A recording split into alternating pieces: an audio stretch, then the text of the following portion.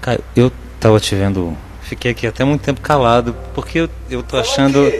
Não, porque eu tô achando muito curioso que uma vez eu tava pensando assim, vendo você falar de natureza, da relação do homem com a natureza, com o mundo natural e tudo. E eu fiquei pensando numa rosa, né? Porque na verdade quando você pensa numa flor, a gente percebe que o ser humano tem várias posturas possíveis diante de uma flor, né? Você tem gente que pisa, não percebe nem a existência dela. Você tem gente que pinta a flor, outros declamam a flor, outros cantam a flor. Tem gente que arranca a flor para ter para si, né? Outros vão estudar a flor para poder aprender a reproduzi-la, até mudá-la de cor. Tem gente que resolve estudar a composição física, química dela, simplesmente para poder ter conhecimento a respeito da flor, né? E são comportamentos humanos diante das coisas que Deus criou. Eu digo, a gente o tempo inteiro pode ter várias posturas possíveis diante das coisas que Deus criou, né? E existe uma postura que é uma postura extremamente mortal e odiosa, que é comum à teologia e o ateísmo, que é a relação de você se colocar para fora de algo que há, né, que foi criado e que há, a pretexto de estudá-lo para poder negar a existência da força que o criou. Isso é uma coisa muito engraçada. E é comum ao teólogo e àquela pessoa que se diz ateu, o filósofo ateu, né? E eu lembrei de um livro que tem de um escritor libanês que se chama Khalil Gibran, que ele narra um encontro de um deísta, né, com um ateu, filósofo. E ambos muito bem fundamentados no conhecimento que tinham a respeito das suas verdades, né? As suas bibliotecas enormes que eles tinham. E um faz a proposta ao outro: por que crês? E o outro diz: eu te explico, leia os meus livros. Por que não crês? Eu te explico, leia os meus livros. E aí eles trocam de posição, e um passa semanas lendo, e o outro também. E no final um não crê e o outro passa a crer. É o caso, né? Quer dizer, enquanto o cara não percebe que ou você admite a existência de Deus porque existe um mundo criado, ou então você vai passar a vida inteira tentando convencer a si mesmo e aos outros que Deus existe ou não existe, né? Assim, tentando dar alguma concretude à fé, né? Eu acho uma coisa curiosa isso. O que é interessante nessa viagem é que Paulo diz em Romanos, no capítulo 1, ali do verso 17 em diante, que Deus grita e a revelação dele descreve a ele, a natureza, né? Por meio das coisas criadas, você pode saber o seu eterno poder, discernir sua divindade, seus atributos, sua soberania, sua beleza, sua infinitude de desejos, ideias, tudo pela criação, Paulo diz. E por isso os homens se tornam indesculpáveis, porque esmagados por aquilo que eu falei, por habitarem num mundo que só não é mais mágico porque não dá, porque tudo é magia de graça. Mas os olhos, o véu, o Deus deste século vai cegando o entendimento dos incrédulos, o indivíduo vai ficando pedrado, não vê mais nada, não vê mais coisa nenhuma. Depois, ele já não enxerga nem o outro. E essa não é a grande epidemia, não é? Essa é a grande epidemia? Essa que é a doença das doenças, né? Ele não enxerga o outro. Aí, depois de um tempo, ele já não enxerga mais a si mesmo. É quando ele vai virando uma mera pulsão, só um ser de impulsos. E a grande maioria existe exatamente nesse nível. Inclusive na igreja, com a mão para cima, cantando para Jesus. Mas se você for ver o que o indivíduo tem lá dentro, absolutamente nada. Aquilo ali é uma visita à concessionária. Onde ele esteve foi a concessionária. Foi só lá. Uma vistoriazinha, um negócio, foi receber uma aguinha benta, aliviar a culpa na cabeça e só. Mas não tem processo, não tem.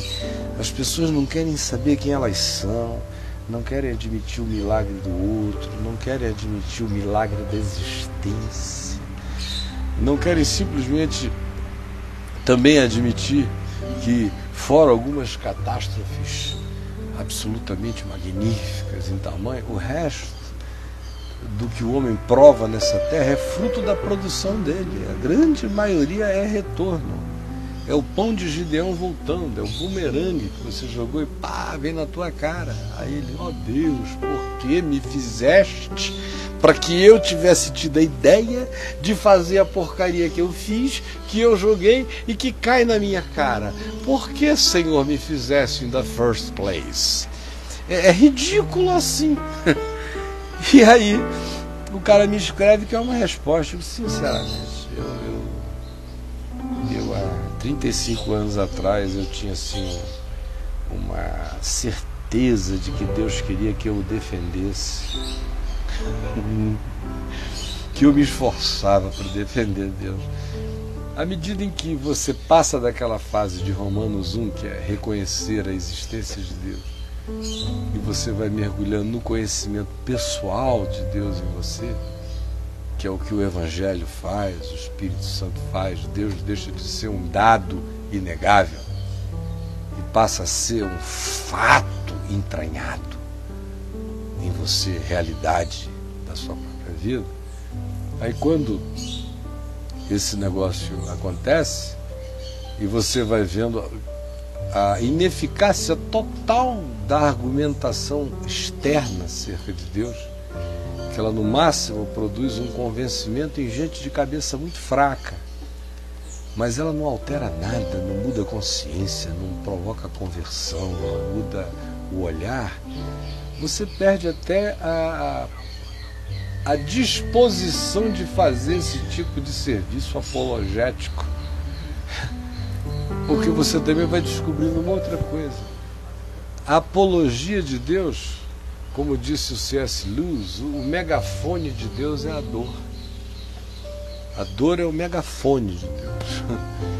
E tem gente, meu amigo, que só entende um argumento. É aquele que o faz dizer ai! Aí, por aí ele começa a compreender. Por nenhum outro argumento ele vai entender. Nenhum. E olhe lá, hein? E olha lá. Porque ainda tem aqueles que vão de ai, ai até o fim, dizendo: maldito seja aquele que me fez existir para sentir a possibilidade de dizer ai. Então, é aquilo que o Apocalipse diz e a gente fica achando exagero.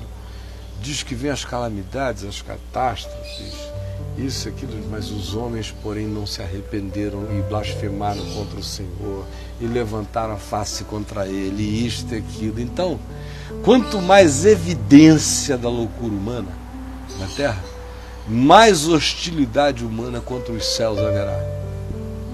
É isso que o Apocalipse diz até o fim. Apesar de toda essa magia. É. O homem perdeu a capacidade de se tornar perplexo diante de Deus, né?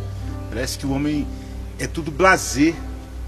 Vê toda essa magia acontecendo, essas coisas maravilhosas acontecendo. Eu creio em Deus porque no princípio criou Deus céus e terra, por causa daquilo que foi construído. Achei maravilhoso quando eu discerni que houve um Criador e vi que tudo era mágico mesmo.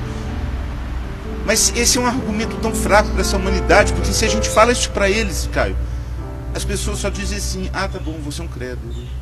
É por isso que eu não tenho nem esse tempo a perder, né? Eu espero o cara dizer ai. Eu tô nessa de esperar todo mundo dizer ai. O cara tá muito bonitinho, gostosinho, saradinho, se achando o máximo, inteligente, carregando chifres de PhD na testa, assim, virou um alce de PhD, de diplomas. Eu sei. Eu digo, então vai, meu filho. Paz, eu não tenho nem nada a dizer. Seja feliz, Deus te abençoe.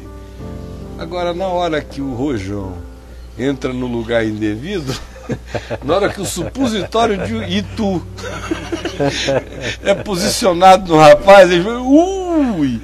Aí eu digo, ela chega aqui que eu já levei muito. Eu fiquei. Agora eu entendi. Agora eu tô compreendendo tudo. Digo, então, olha, chega pra cá porque eu já levei tanto que eu sei até tirar um pouquinho esse negócio sem doer tanto, meu irmão.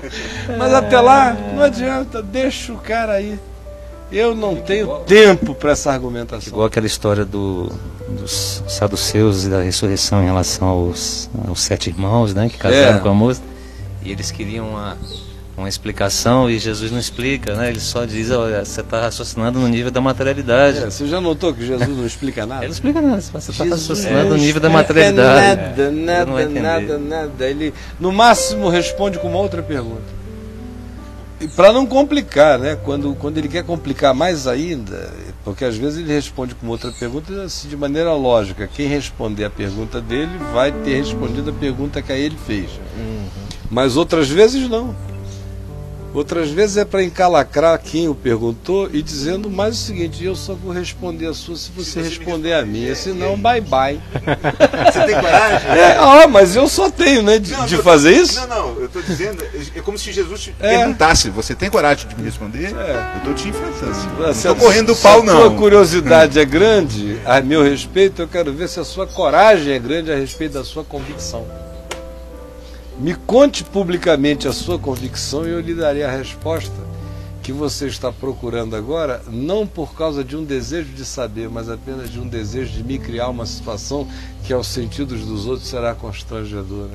Então Jesus está dizendo: eu troco a verdade pela força da sua coragem. Se só tiver em você curiosidade, você vai ficar gordo de curiosidade, porque eu não vou satisfazer você vai engoli-la até o fim. E eu o vejo fazendo assim, cada dia mais eu me sinto mais à vontade para tratar tudo assim. Se o indivíduo pode me provocar com a questão que os crentes diriam, mas que bola chutada boa, para jogar na cara dele uma resposta extraordinária, eu deixo ela passar aqui, câmbio, porque a minha pergunta é: vai converter o coração desse indivíduo? Não. Vai ser só uma troca de argumentos de banalização de Deus. Então eu estou fora dessa. Caio, eu que você estava falando sobre o Apocalipse, da questão de que os ciclos de destruição vêm e o ser humano não se converte e passa a murmurar e lamentar. Quem não crê passa a crer ainda menos. Quem aparentemente crê vê a fé enfraquecida. E quem crê, a fé vai ficar maior? Minha pergunta é essa para você. Ou, fazendo um paralelo assim, do paraíso com o Apocalipse, para quem crê de fato, quem firma a fé em Jesus de modo absoluto, é capaz de ver paraíso no Apocalipse? Eu creio que quando Jesus descreveu o cenário todo e disse: exultai e regozijai-vos, ele não está vendo, esse indivíduo não está vendo o paraíso do Apocalipse, ele já está vendo a nova Jerusalém do Apocalipse. O Apocalipse é só o caminhar. Já deu o salto para além, né? Isso é se alegrar na esperança da glória de Deus hoje. Isto é erguei as vossas cabeças, porque a vossa redenção se aproxima. Ao mesmo tempo em que a bondade de Deus diz: se aqueles dias não fossem abreviados, ninguém suportaria. Então existe de um lado um abreviar, porque dor é dor, peso é peso, opressão é opressão, exagero é exagero.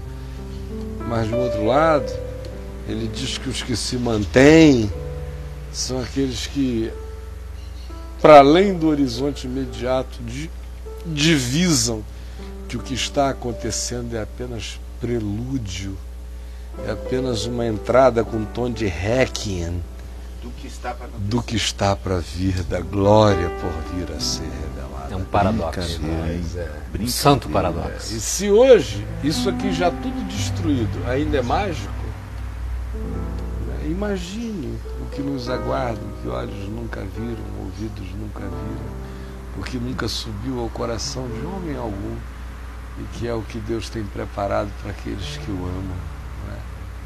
É tudo uma grande pena, porque a gente não precisava estar agora falando desse assunto.